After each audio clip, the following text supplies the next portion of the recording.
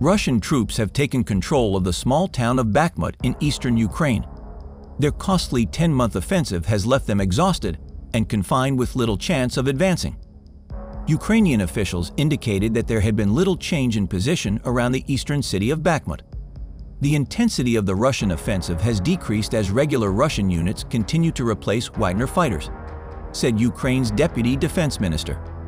The head of the Wagner group said on Sunday that the handover of its fighter positions in Bakhmut to Russian army units could be extended until June 5.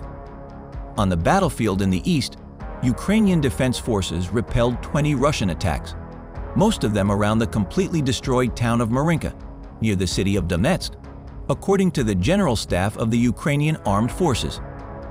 Some analysts believe that Russian forces are limiting offensive actions as they try to consolidate defenses at Bakhmut and elsewhere along the front.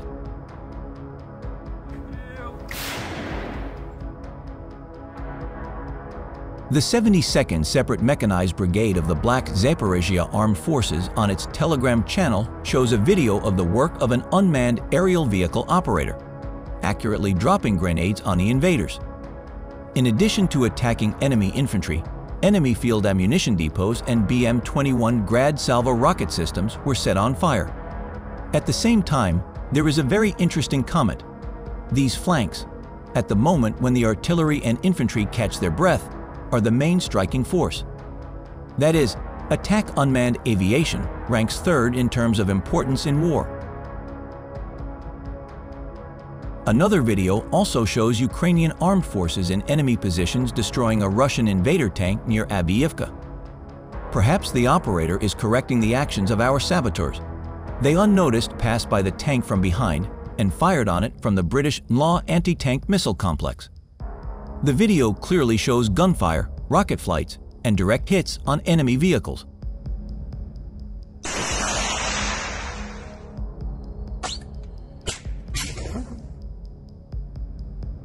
Ukraine has launched the first step of its long-awaited counteroffensive. Mikhailo Podolyak claims the intensity of Ukrainian counterattacks has increased, with Kiev forces targeting certain Russian supply lines and ammunition depots. However, he tempered expectations of a quick victory, saying it was a complicated process that was not a matter of one day or a certain date or a certain hour.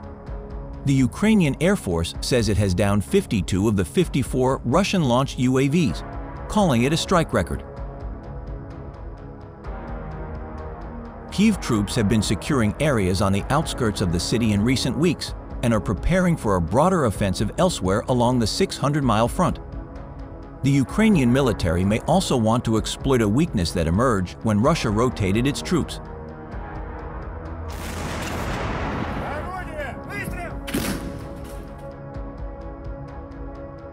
Recently, a video also shows fighters from the 21st Sarmat battalion of the 56th Separate Motorized Mariupol Brigade of the Ukrainian Armed Forces throwing grenades from an unmanned aerial vehicle at the positions of the Russian occupiers, and most importantly setting fire to their tanks. This was reported by Twitter social network user Paul Jowan, who published a related video recorded by the same drone operator. First, grenades are shown being thrown at enemy infantry, who are sitting down to lunch in a ruined house without a roof, and then a burning invader tank. Meanwhile, the Ukrainian armed forces advanced to a front area near the village of Avdiyivka, opposite the occupied city of Svetov, Luhansk region, taking control of the settlement itself and the surrounding area. This was reported by the Telegram channel Operative Donbas, which monitors messages from English-speaking military bloggers. They claim that the armed forces occupy almost 5 square kilometers, which until recently was still a gray area. Moreover, more than 4 square km of the armed forces directly repelled the Russian invaders. A total of 9.06 square meters was released. The enemy had withdrawn to the east bank of the creek, where it maintained its defenses, launching intense artillery and airstrikes.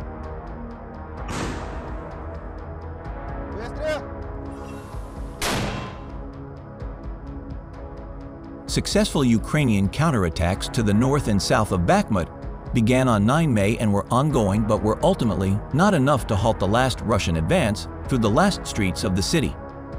The main problem was the intensity of the Russian artillery, mortars, and tank fire, adding that the shelling by the Russian soldiers had not diminished despite Prigozhin's complaints about a lack of ammunition.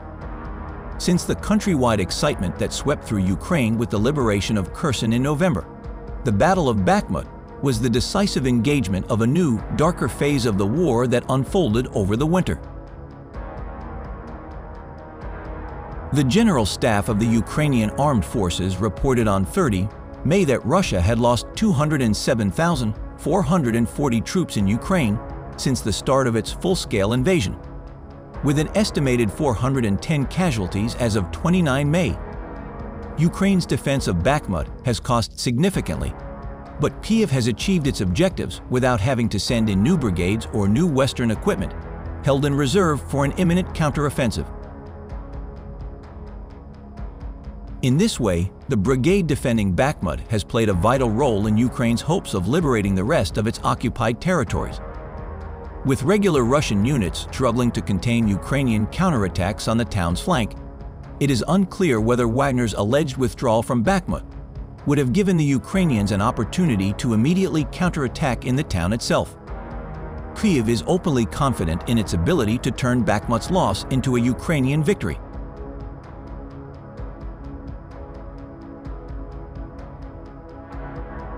On the other hand, the head of the Wagner Group, Yevgeny Prigozhin, said on Sunday that the handover of his fighter positions in Bakhmut to Russian army units could be extended until June 5. The Institute for the Study of War, ISDOE, said in its latest assessment of the situation that there was continuing evidence that Russian units were being transferred to Bakhmut from other areas of the Donetsk front, including Avdiyivka. It said Sunday that Russia's transfer of these elements to Bakhmut could reduce the tempo of Russian offensive operations on the Avdiyivka Donetsk city front. ISDOE also said that the tempo of Russian operations around Bakhmut remains low. Ukrainian officials say the same, with daily recorded clashes in the area falling into the single digits.